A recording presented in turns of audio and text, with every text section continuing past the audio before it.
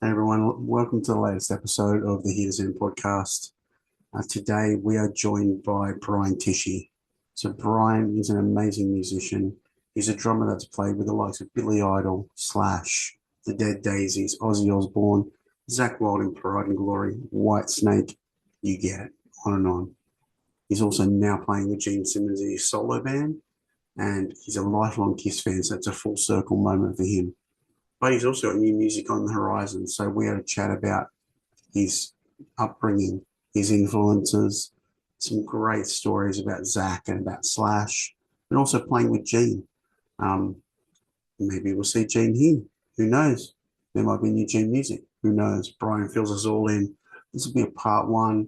We're going to catch up with Brian when he has his new music coming out for a part two. But for now, enjoy the chat. Thanks for watching. Make sure you like, subscribe, and share. We love having you on board.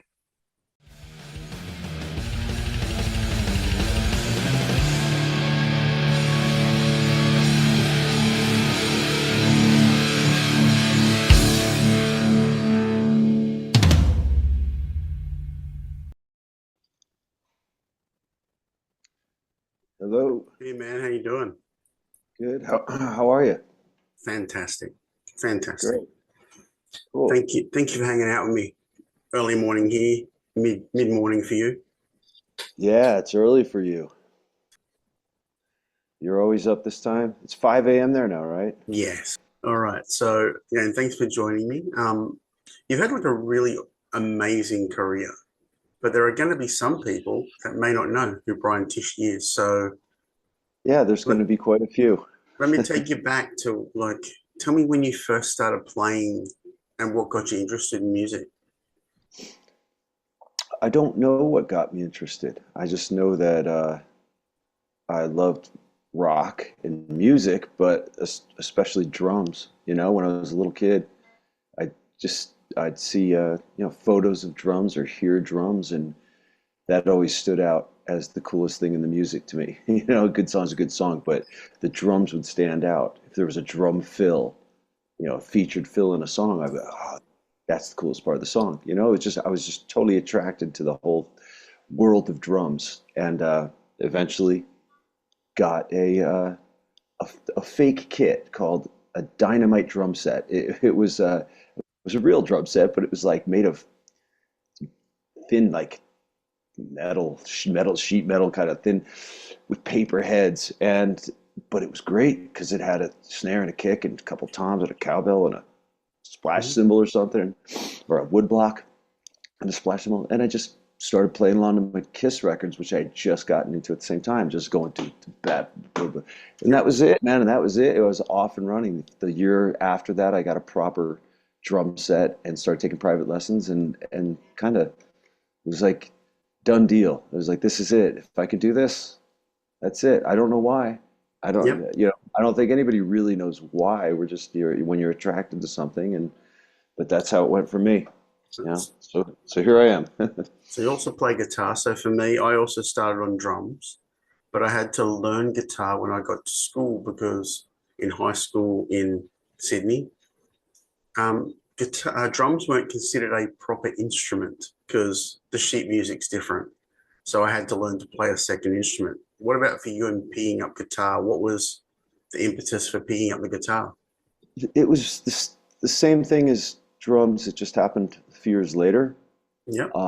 But my mom and dad could play piano. So I did take 2 years of lessons, not by choice. My mom told my sister and I, "You're going to take piano lessons," Yep. which ended up being a good thing. It's how could it not be? But I wasn't into it. But I did learn the basics of reading, you know, basic piano music and some basic chords or whatever. But it was only 2 years. But my dad also played guitar, and he's a lefty, but he could play a righty guitar lefty. That was his thing. Just flip the Yep. guitar. So before all this, around this, before I even was playing drums, he had shown me a G chord and an E chord, E major, which is a lot harder than E minor Yep. when you're a kid on an acoustic with high action, and showed me the Day Tripper riff, which is not an easy riff if you've never learned a riff on guitar. It'll like, boom, ba-da, ba-da, da, Yep. da, da, da, da.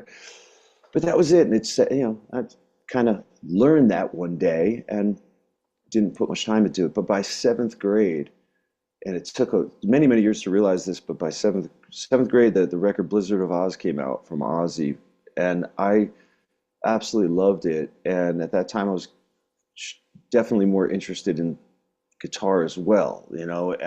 I just loved the sound, and I didn't have one. And I think I asked for one for Christmas, and they got me some crappy acoustic guitar, strings broke on it or whatever. But I had a buddy that showed me some stuff. He had electric guitar. I went over and he showed me some riffs and a scale, and I was off and running. And I would borrow guitars from my friends, or had this acoustic. And I don't remember how, but I didn't own a guitar for all these years, but I always had one around. It was like an extra guitar from a buddy or something. But I was pretty freaking relentless, practicing and playing along to rock cassettes, just rewind, play, rewind, play, rewind, learning stuff and riffs, and got okay through high school. And I was, so it's been a constant. It was another thing by choice. I just loved guitar, just as much as drums, and never got as good. It wasn't as natural, but they kind of go hand in hand now. It's just I happen to, uh, you know, my career is on drums. I've done stuff on guitars, but nothing close to like being a professional guitar player in a band or whatever. Cool. Now, when you're moving into playing for different artists, because you have had the luxury of playing with a lot of different artists, there's going to be times where there's like a cattle call audition system, or there's a recommendation. So for a up and coming drummer out there, when you're walking in to audition for a band, what's the most important thing they can take with them? Go in there, be on time, be humble, don't babble, and kick ass on what you're supposed to kick ass on. Don't make excuses. Nobody wants to hear any of it. Nobody wants to hear the extra babble. You're just another guy going into play. I have a decent amount of experiences with auditions. Some I got and some I didn't, which luckily I've got more than I didn't get, but yeah, you just got to go in there prepared. You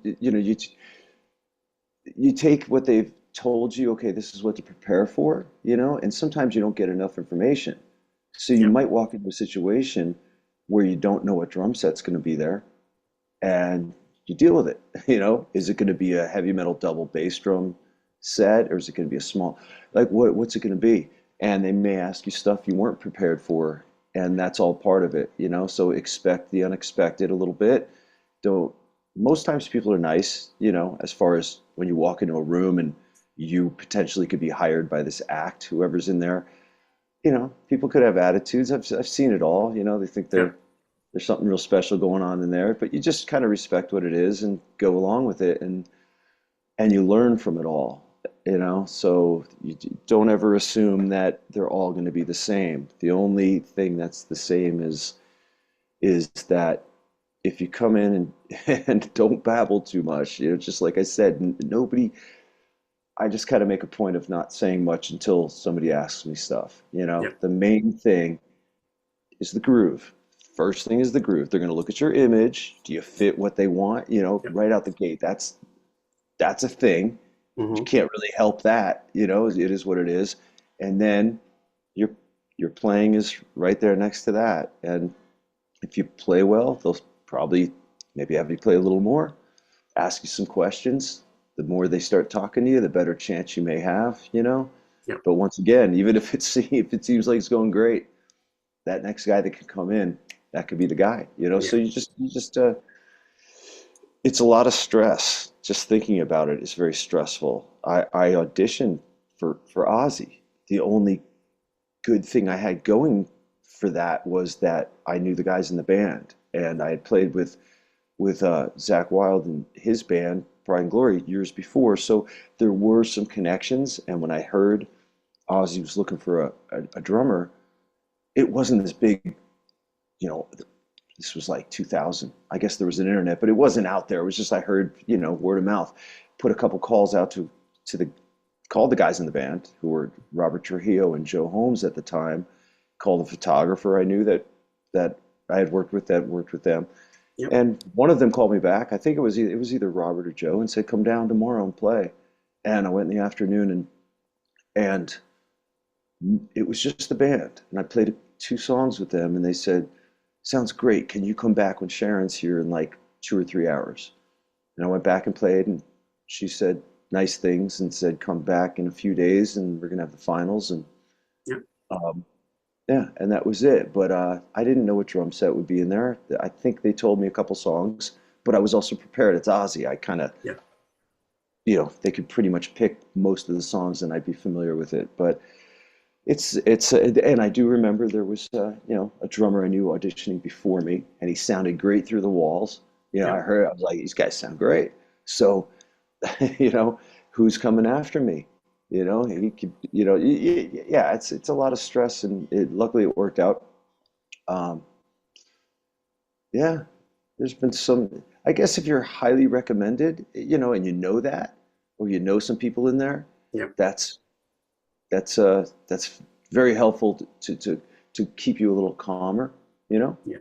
and not walk, but the less familiarity going on with the situation or with the scenario, uh, yeah, the more stressful. But you just got to keep it cool. You just have to go, man. If it works out, great. If it doesn't work out, I keep So going. You yeah. know what I mean? Was there a gig where you walked into audition and you were like, "This is it, I've got it," and you didn't get it? Like a big name? Um, no, nothing comes to my comes off the top of my head now. No, I did audition a long time ago for Lenny Kravitz in like New York or New Jersey.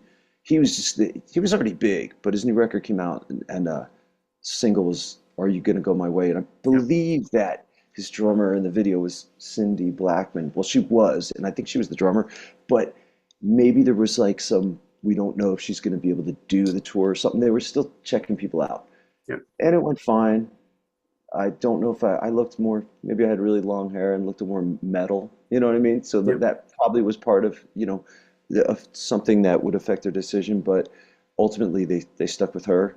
But, Yep. I didn't really, I don't remember the exact reasons why or anything, but it wasn't, I thought I did fine, but I wasn't expecting anything. I think I might have known that it wasn't like they need a new drummer. It was more we might. Yep. But yeah, most of it's been good. Most of those experiences have been positive. Yeah. Now you touched on Pride and Glory earlier, and a lot of people, it's just like this. It's become like an epic band that everyone wishes would go out and do it again. So it was you and Zakk and James Lomenzo. Yeah.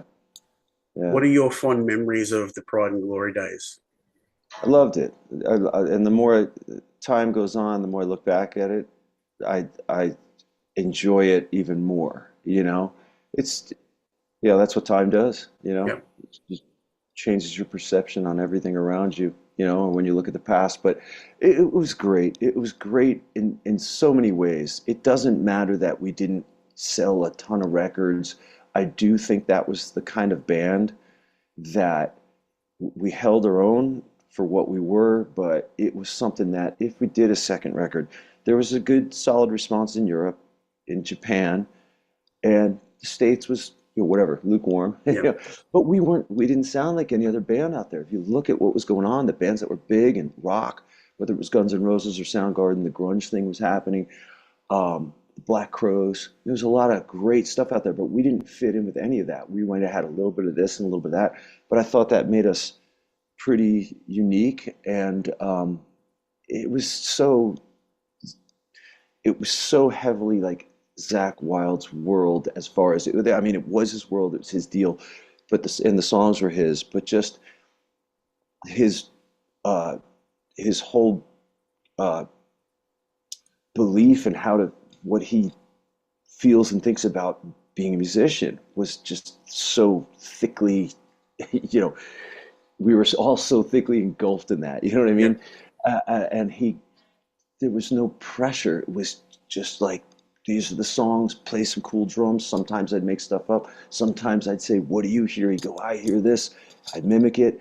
James and I never talked about um, what I'm playing with my kick drum or what beat and what bass line he's playing. We just all played, and it was what it was. Exactly what you hear on that record Yep. was exactly like we sounded at the first rehearsal. It was that was it. So Rick Parashar, the producer, came in and listened to us, and I was like, okay, producer, he's gonna start Yeah. suggesting, and he just rolled with it. He recorded us, and he was great, and he got good sounds, and he was a good hang, and everybody had fun. And it was really not, no click tracks. That's another thing. No Yep. click. We were those rhythm tracks, and probably some of the solos. It was all. It was just literally live. It was so. This we recorded in '93, so it was a different time then. We weren't. We were recording on a 2-inch tape. Mm. We weren't doing Pro Tools. So that stuff was new, brand new. If it even existed, I can't remember. But it wasn't happening. It was 2-inch tape, and so you're playing full takes. And Yep. if that's full takes, maybe they could edit a couple together. I don't think they did that with us. I think we just did takes. Some of them were first takes. I remember in particular one song at the end, we go into this kind of jammy, sludgy, slow ending, and I did a fill that came out crappy. It wasn't good. We went and listened, and I go, let's do it again. That fill was terrible. That's our first take anyways. And Zakk's like, no man, that's the take you're gonna have to live with the rest of your life. But that was the way we recorded and played live and everything. We just went for it. It was a lot of fun touring. It was my first time going to Europe. We played Donington, Yep. which was just so awesome with Pantera, with Aerosmith. It was a great day. It was a lot of fun, and our goal was just to throw down. And like I said, it's Zakk's band. He's awesome. He was so on fire. He was just so, he always has been, but he was so focused. He was singing great. He was playing great, and he was writing in a style of like, yeah, I'm going to be heavy, but we're going to jam, but we have songs, but we're not. He wasn't concerned with anything going on in the music world, which I Yeah. loved. And I look back at that, and I think that makes it even more special, regardless of. It's nice now going out touring and people bring up Pride and Glory. It's nice to hear that because it was a long time ago, and I do wish we did something more, and we could have, and we had talked about it, but it's really Zakk's call, and I know when he's been, I mean, he's busy as anybody could be, but Black Label really started up and never stopped. I mean, he's just Mhm. decades now. I mean, I think that's seriously over 25 years. I remember he came to my my house, pulled up one day. He's like, "Dude, check out my new band." We sat in his car and listened to the whole first Black Label record, and I had my own band. And I was starting up. I was like, "Oh, this is." I think I already sent him this stuff then, or yeah, I had already started that. But yeah, I remember that. It was a long time ago, and he's Mm. been full force and kicking ass with that. But what he was doing in Pride and Glory, and I can't not mention James because Yep. there wasn't a better bass player for that stuff. It was so and Whistlian, and he sang great backups. And it was just the first time we played. When we got together in the room, I didn't know James. I had jammed with Zakk before, and we were buddies. Yep. But I was like, how? James was from White Lion. I Yeah. was like, how's I don't know his bass playing. How's this guy? I've consciously was like, how's he gonna sound with Zakk and I? Like, how's his bass? Because Zakk is that's a tall order to play with, Yeah. to hang and to hang with Zakk. And it was like undoubtable as soon as we started playing. It was just like, oh yeah, that's what this band needs. He's doing yeah, Yeah. it's a third. It wasn't like, oh, there's a guy in the back playing bass so Zakk can do his thing. It was like, no, James's lines were a big part. And Zakk he didn't say anything to James. Nobody did. James just Yep. played how he played. I played how I played. Zakk did what he did. And it was what it was. So Yeah. yeah, it's nice to hear that people dig it because it really was a true the three guys in a room, one guy's Yeah. vision throws it to the other guys, and they just jump into his world, and it's that. There's no meetings, no discussions. It was really just like three guys, three high school kids in a basement, just going, Yep. here's my tunes, let's go. It was yeah, really, really cool. Even though he's on a major label, major management, the whole thing was just like a signed band in the '90s. It was, but I thought the way everything that we went about was not the way rock bands Yeah. would do things on a major label. It just we were didn't feel like we were a part of that kind of thing. Yeah. If anyone wants to check it out, you can actually find the Donington footage on YouTube. There's some live footage and like Headbangers Ball stuff, Yeah, yeah, and I've seen that stuff. There's a couple songs, two or three yeah, songs. and some Yeah. interesting backstage stuff because you can tell that's when his relationship with Pantera was truly forming. Back then, I love Pantera. I was so into them. I remember when we were hanging out doing this, I was playing Zakk some of the vulgar display of power dime solos and riffs and stuff. And I was, because he was in his own. Zakk was Yeah, definitely in the Sabbath, Allman, Skinner focused. I mean, he loves tons of music, but I'm saying I know, doing his band and getting that going was coming from that stuff, and I don't know how much new music he was really paying attention to, which I think all of us, we were always going back to our older records yeah, anyhow. But yeah, I was really excited to play with them, and that was I had met Diamond Vinnie prior to that, and was a total fan. But it was, I remember I was doing shots with Dime after we played, and I remember watching Dime and Vinnie watching us on the side of the stage, and we watched them from behind Dime's rig, and I have like 20 minutes of my own high camera of that show from nice. right next to Dime's rig, like filming Vinny and the whole band. They were on fire. But we opened the day, and it was if you hadn't been to Donington, you're like, man, it's a tough crowd. You're going to be getting bottles of piss thrown at you. What? What are you talking about? Yeah, they piss in a bottle, just whip it at the stage. Yep. Oh my God. And before we played, yeah, there was like little chocolate bars hitting the stage and craps hitting the stage. We hadn't even started yet, but we went up and brand new. I think the record just came out, and we threw down, and the reaction was great. And I think it started with that's Zakk from Ozzy. That's Yep. instant respect there. He's proven himself.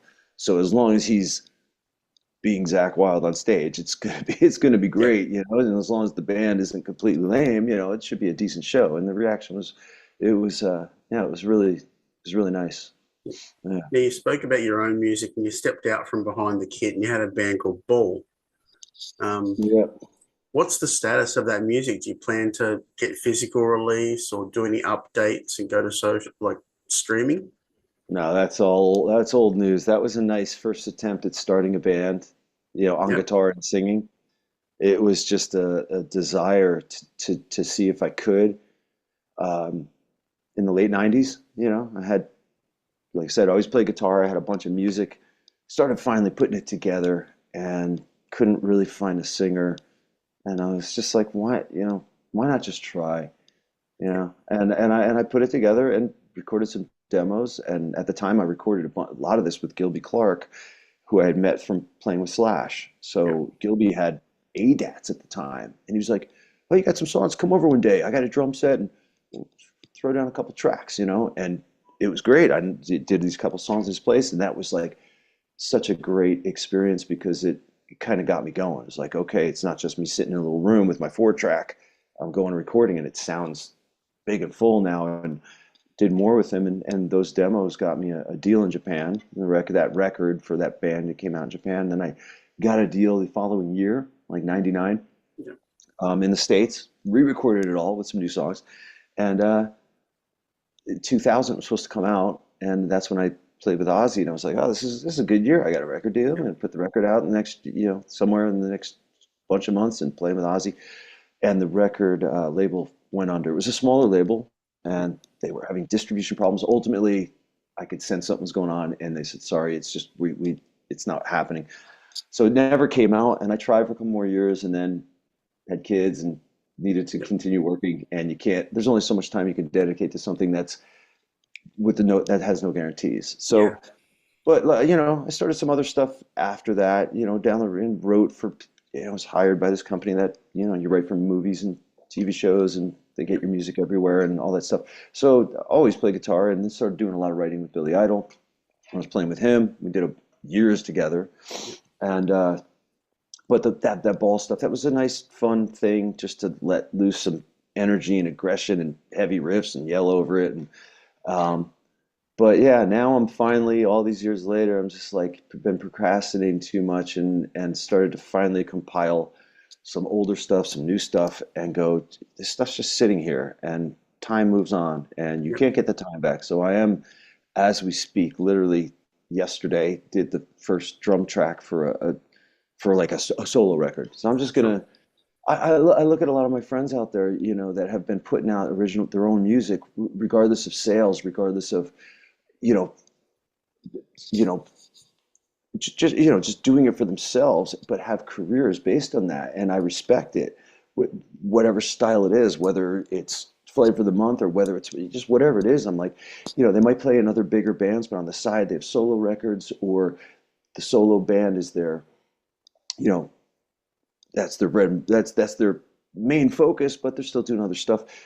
But whatever it is, I'm like, if you don't do it, time just moves on. And what Yep. what am I waiting for? I don't care at this point about the bigger, back in the day when or when you're a kid, you're at least for me, it wasn't about I want to be a drummer and join big bands that are popular. It was I want to be a drummer in my own band, like Yep. Rush and Maiden and Zeppelin and AC/DC and Van Halen. I want to be that guy in my band. So, and we're gonna have a band and we're gonna sell tons of records and we're gonna headline arenas. That's like the dream. Yeah.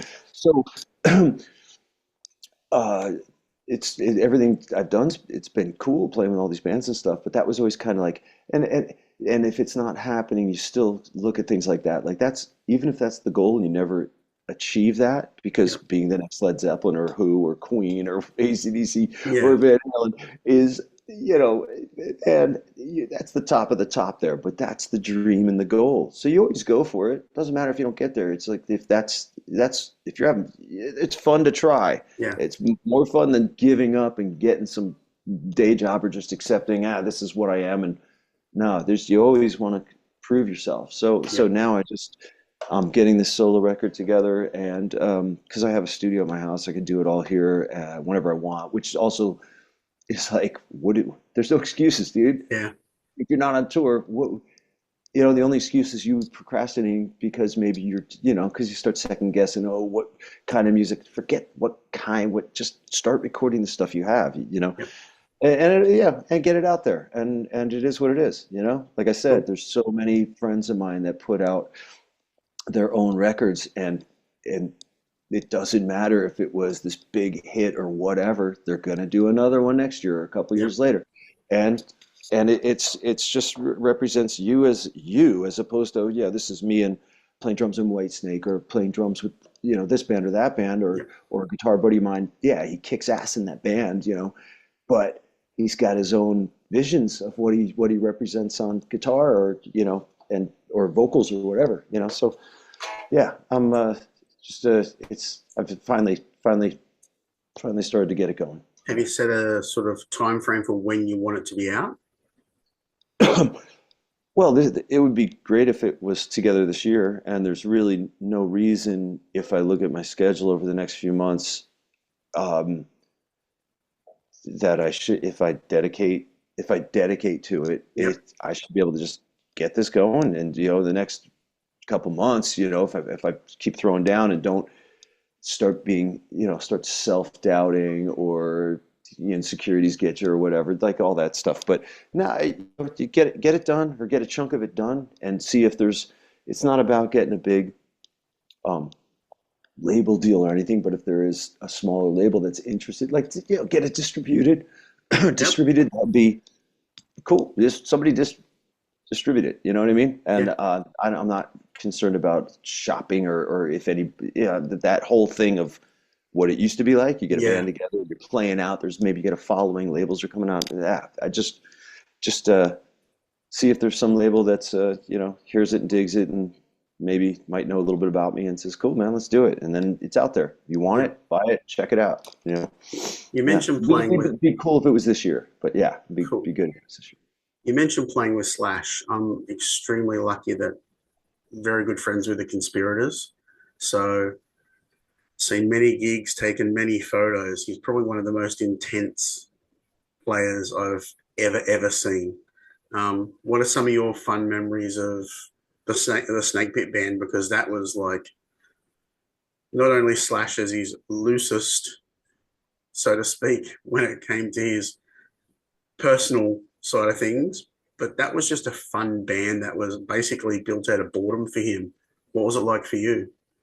Well, that joining Slash's Snake Pit was just, it came at a great time. It worked out. I had a great time. I love Slash's playing.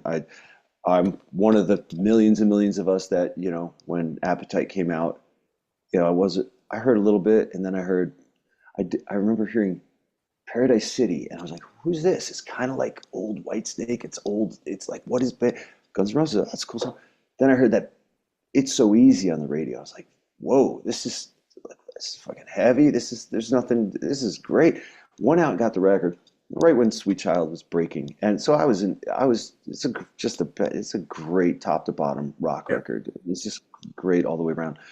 I love Slash's playing. Love what he represented back then because it was such a time of shredding and wang bars and tapping, and here he came with a Les Paul, getting back to the old Joe Perry, Jimmy Page, just old school power guitar, and what just but really great feel and fire, and but not concerned with what was going on at the time with Guitar Heroes, because it was a thing. That was the late 80s for guitar heroism and shredding and acrobatics, Anyways, yeah, so I was totally already a fan, and I'd seen them where that Paradise City was filmed at a giant stadium. They played with Aerosmith and Deep Purple. I went. That was the time I saw them. It was like they were just owning it. They were just the stadium. Just when they came on, it's like as close as they could to the stage, But anyway, so it came at a great time because Zakk had chosen to not continue with Pride and Glory. So this would be like the beginning of '95.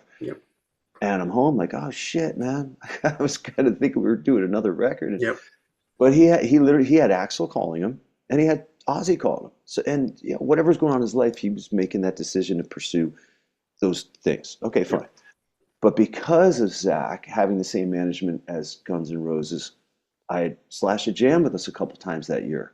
Yep. So we had met and played. And his manager called me, who was our manager, said, hey, Slash is putting this thing together. You want to go down and jam with him? Like, totally, because we both knew Pride and Glory wasn't happening. So that was it. Went down and played with him. And I guess it was an audition, but it was, we knew each other and we played. And I was it's kind of like the manager saying, let's call Brian. He played with Zakk, but Zack's they're not doing that now.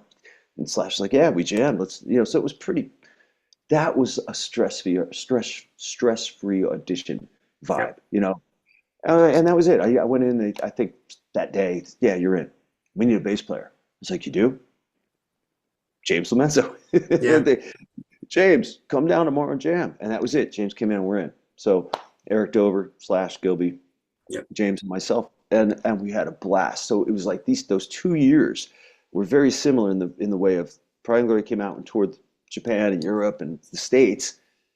It was most of the year. And I jumped right into Slash, and we went and did, I think, the States, and then Europe, South America, and Japan, and Donington. So it was 2 years of Donington, which was just like, that was a nice 2 year thing going on there.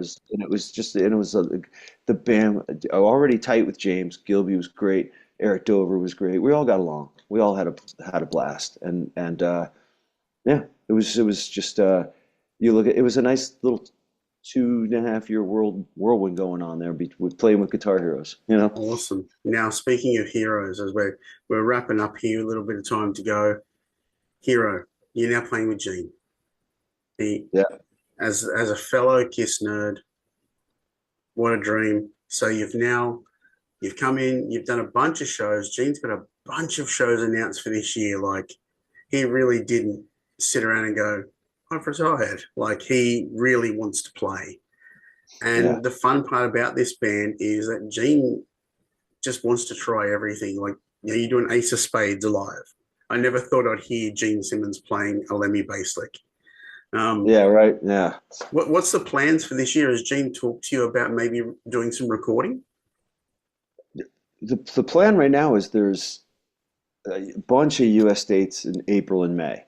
That's all out there booked, and there might be a little It might be something else toward the end of the summer that they're looking at, maybe like a one-off or something. But recording, yeah, I when we get in a room and play, and the whole rock and roll spirit and what Gene's about, when you get him out of the Kiss world and what he's famous Yep. for, and you're just in a room with him playing music. He just absolutely loves, the original, the early late 60s, early 70s, rock stuff from, Yep. Zeppelin, Humble Pie, um, uh, Give the Mountain, He like, loves and Mountain. yeah, and so I think when we get together, being that it's not Kiss, it's not this concept he created along with Paul, Gene, and Paul, Ace, and Peter, this iconic, this brand, this show, the whole thing that Kiss is. When you take that away, and it's 50 years later, you know what I Hmm. mean? It's like it's more like go back to his roots, but also have fun with it. Yeah, we're gonna play Kiss songs, we're gonna play songs off his solo records, play covers, and have fun. But it's really open, and I, I guess this day and age, I gotta stress, no click tracks, no no in-ear monitors. Like, we play with old school, just monitors on stage, wedges behind me. Everything's live. Like I said, I'm not even referring to a click track. Yep. It's just play by feel, like the original way I thought we all got into rock and roll. Like, you're a drummer, keep good time, be Yep. solid, be consistent. The band locks into you. You represent, you control that groove and that time, um, and all that stuff, and that's how we play, and that's how he is, and it's very, um, yeah, in this day and age, it's very nice to be able to be a part of something like that. And we have a set list, but things change in the set Yep. list. We'll just throw a new thing in there. We'll go for something. He'll bring somebody on stage. Something will trigger something else, and we'll be playing a song we never played before. And I just think he really likes that side of rock compared to what it is when you're in Kiss. That's a Yep. machine, and it's come on. That was so yeah. Gene, Kiss, the first band I got into, the first drummer I got into, Peter Criss, the first songs I learned on drums. It's all starts with Kiss. Like, the first band I saw live, my dad took me to the Dynasty tour at 1979 at Madison Square Garden. So that's like so heavy to me. So I could be this total fanboy with Gene. Like, you could walk in there, who cares how old I am? It's like, you represent this to me, and he does, and he knows Yep. it. And Brent Woods, is Yep. the guitar player. Same with him. Grew up with the Kiss posters, with the makeup, pretending he's Ace. Gene knows that, but he's used to it. There's Yeah. millions of Kiss fans everywhere. But um, so you kind of get past that, and you go, hey, we're all in a room, and we have to sound good as a band, and that's Yeah. that's the goal. So, but he's great to work with, fun, mellow. No, like the rock star thing. Gene's Gene. I mean, you see how Gene is. That's how he is. But he's not the side of him where you think he's probably like that. He probably cuts you down and tells you what to do and tells you, what. No, he's open to, Yep. just, I think we're all in there because he enjoys our playing. So that's where it starts. So it's not like you're trying to earn his respect. You're already there. Just do your thing, and yeah, it's been a lot of fun. It's going to be a lot of fun to do this, and yeah, I know with Gene, he could do a record if he wanted easily. Yep. He could, and I think for him, it might come down to that whole money side of things. Is it going to Yeah. be worth it financially? Well, you know, there's that side, and then there's the other side of, like, but music is music, and how much does that really matter compared to, there are a lot of fans out there that if he did some new recordings, it would get attention. And from where I see his head out, like, musically, he loves riffs. He loves big, loud guitars, big choruses. I think we'd put something pretty damn cool together. Awesome, man. But we'll see. We'll see. Well, it's time for me to let you go. Let's do a part two when you're done with this new record because I'd love to get into that. I love new music. Can't wait to hear it. But thank you for your time. Thank you. And yeah, And for sure. Yeah, when that's a thing to talk about, I'll let's do it. Yeah. awesome. And hopefully we see you down here with Gene maybe this year or That'd be, next year. yeah, that would be great. That would be Awesome, awesome. Brian. Thanks for your time, man. Thank you. Appreciate it. Bye bye. Okay. Take it easy.